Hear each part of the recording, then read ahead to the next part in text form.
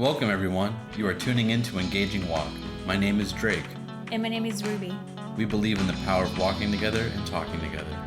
It's a simple act to stay connected, and movement is key. This week, we will discuss the concept of going on an engaging walk as a couple and how you and your significant other can take that time to make deep connections. That's right. Before we start, we would love to introduce each other a little bit to you. My name is Drake. As Ruby said, that's my wife. I'm her husband. I'm originally from Boston, Massachusetts, and went to school there, grew up there with a Greek family. And, some of my favorite things growing up were skateboarding with my friends and playing guitar also with my friends, and not so much into school. But after I graduated from college, I moved to Los Angeles and played music there. And then I've been active duty in the military for about a little over 5 years. Pretty cool. And you want to tell us about yourself, Ruby? Sure. So my name is Ruby, and I'm originally from Vietnam, and I moved to California, I think around 5 years. And I work in education. And I love volunteering and work with kids, and I love worshiping God, Yeah, pretty much that's it about me. Yeah, so Ruby and I have been married for about 6 months now, and we have all sorts of things that we do together, plans, events, interests that we share, values that we share, and all that makes our marriage meaningful and worthwhile. Mm-hmm. And one of the things that we like to do is just go out on walks together. That's right. It's like we just said in the intro, it's a simple act. It's just a matter of like, hey, I'm home from work. Ruby's home from work. We're busy, two busy people, but we always try to make the time to go out and just go outside together. Mm-hmm. Depending on where you're from, it might not be so nice as to like where we are in Southern California. We are spoiled. We're definitely spoiled, but I know growing up in Boston when it was cold, like I'd still try to go out on walks when it was cold. Mm-hmm. And what do you think about that connection time that we have on our engaging walks?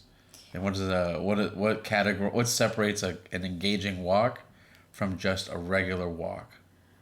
Well, I mean, like we start just walk together, and then as usual we start talking, and I feel like as the more we talk, the more I get to know you and in different ways, and on top of that, because as we walked, our bodies move, and then that's where I don't know, I just like releasing out my stress, and at the same time I have really deeper connections with you through questions and intentional questions. Well, that's what I'm trying to say, and know each other even more. So I think it's just not walking, but it's also intentional. Getting to know the other makes it different.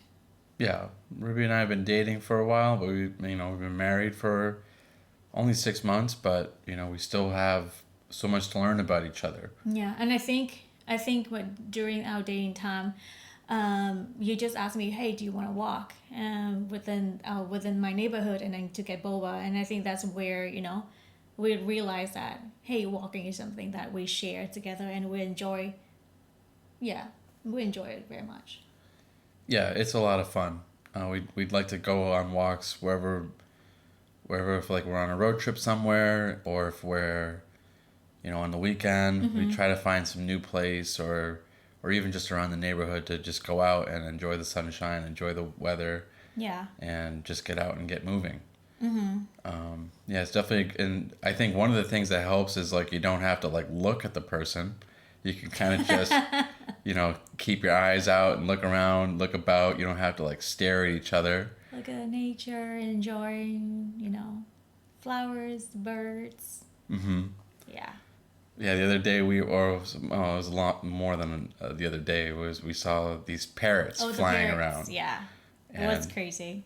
There was, it's kind of wild to see just wild parrots flying around in Southern California, but apparently there's a lot of them in their neighborhood. Yeah, it's not like one or two. I thought because as far as I thought, it's just like a normal birds, typical birds in the neighborhood. But then the sounds was different.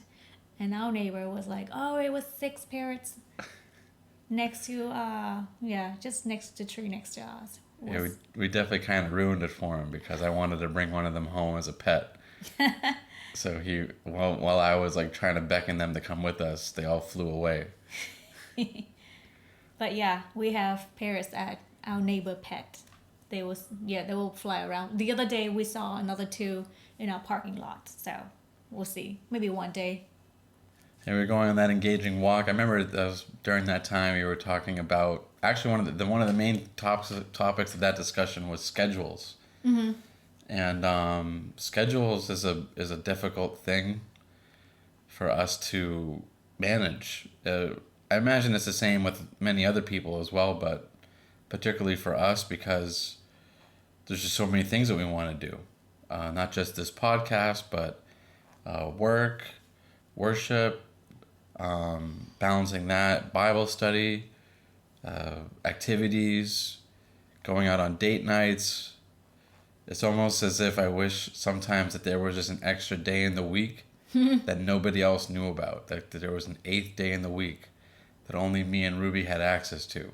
So we can catch up on all the things that we want to do in our lives.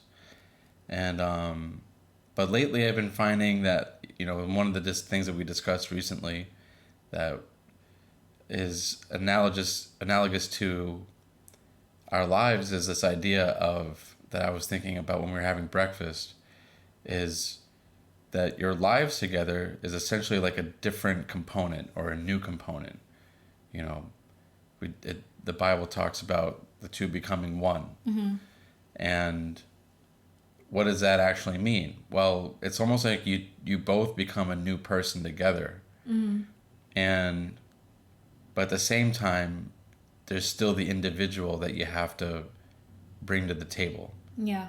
And there's no substitute for your individual self, even if you're having great union and bringing yourselves together. So it's almost as if like you have to fill your own cup to fill up the mutual bowl that you share. Mm-hmm. And the mutual bowl is a covenant that the 2 become one.